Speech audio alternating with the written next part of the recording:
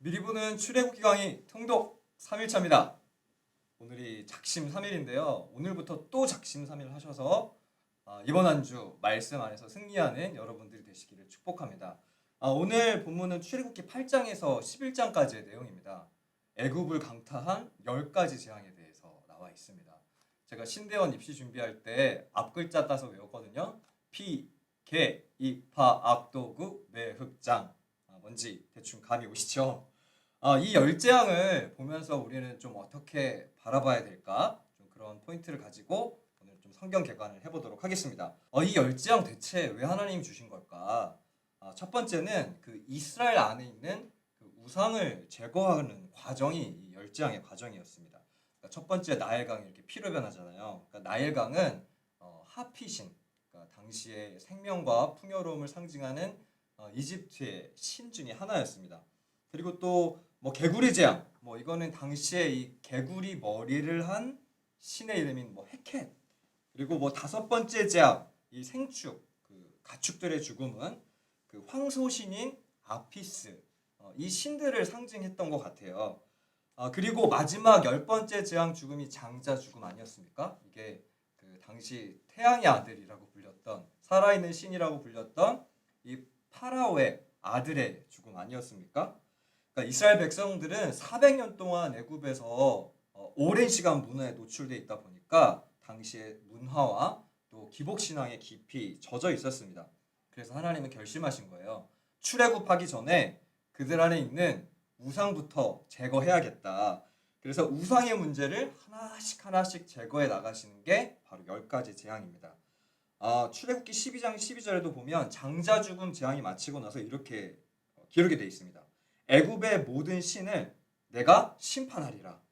그러니까 10가지 재앙을 하나씩 하나씩 마주하면서 이 이집트 안에 있는 신들의 그 허무함을 또 허구를 깨뜨려 주시는 겁니다. 하나님 말고 내가 의존하고 있었던 것이 무엇이었는지를 증명케 하는 거죠.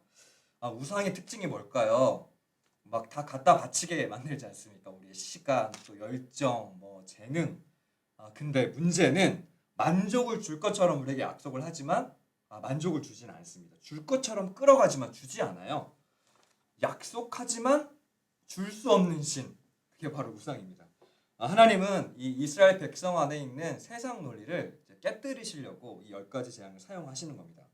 그리고 두 번째로 이 10재앙을 통해서 결국 뭐가 드러나죠?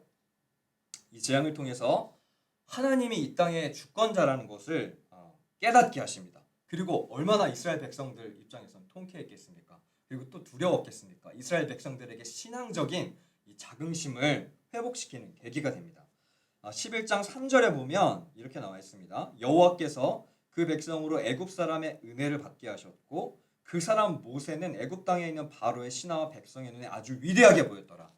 이 바로와 또 이스라엘 백성들은 이 열재앙을 경험하면서 하나님에 대해서 아주 뼈저리게 직면을 하게 됩니다.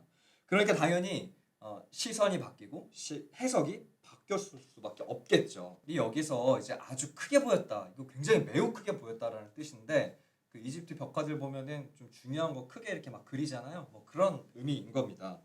그리고 애굽인들뿐만 아니라 하나님을 향한 이스라엘 백성들의 마음도 회복이 됩니다.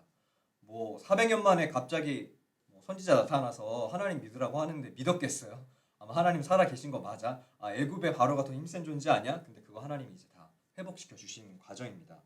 바로 이 하나님을 인정하는 삶으로의 변화의 출발점, 촉매제가 바로 이 열재앙이었습니다. 그리고 여기서 끝내긴 좀 아쉬워서 한 가지 포인트만 더 말씀드리면 오늘 통독을 하시다 보면 중요한 이슈 하나가 등장합니다. 바로의 마음, 완악함에 대한 문제인데 하나님이 바로의 마음을 완악하게 하셨다라는 표현이 나와요. 그러면 좀 의문이 생기시죠? 아니, 하나님이 바로의 마음 완악하게 하셨으면 하나님한테 책임 있는 거 아니야? 바로한테 책임이 없는 거 아니야? 라고 물어보실 수도 있습니다. 이 바로의 완악함을 나타내는 표현이 출애굽기에 총 한 19번 정도 나와요.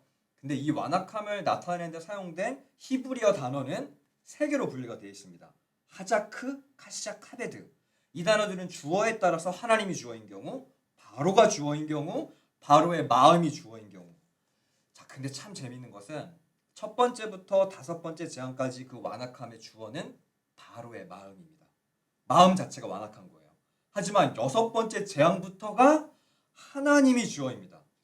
5번째 재앙까지는 바로 마음대로 하게 하나님이 내버려 두셨어요. 뭐 이 말을 다른 말로 하면 5번째 재앙까지 바로가 돌이킬 수 있는 기회가 있었다라는 뜻입니다. 하지만 그는 그렇게 기적적인 재앙을 경험했음에도 불구하고 돌이킬 생각을 안 했습니다. 그는 자신의 마음을 돌이킬 수 있는 기회를 그냥 흘려보냈습니다. 5번이나 돌이킬 수 있었는데 그냥 마음을 접어버린 거죠. 자, 그래서 여기서 우리는 그러면 구별해야 된다는 것을 깨닫게 됩니다. 하나님께서는요 끊임없이 우리에게 돌이킬 수 있는 기회를 주세요. 그리고 뭐 9장 34절도 보면 다시 마음을 완악하게 한 주체가 바로 스스로 자신이었다라는 것을 알게 됩니다. 자, 정리하면 바로는 기본적으로 완악한 사람 맞습니다. 근데 동시에 능동적으로 자기 자신의 마음을 그렇게 그냥 방치한 거예요. 그냥 돌이킬 수 없는 기회를 흘려버리고 만 겁니다. 혹시 하나님이 돌이킬 기회를 주셨음에도 불구하고 여러분의 마음 가운데 바로의 완악함이 없습니까? 사실 바로의 모습이 저 여러분의 모습이거든요. 오늘 이 통독을 하시면서 이 묵상의 포인트까지도 챙겨서 한번 읽어보시는 여러분이 되셨으면 좋겠습니다. 우리 남은 출애굽기 통독도 우리 화이팅하는 우리 대천교구 되기를 축복합니다. 대천교구 화이팅!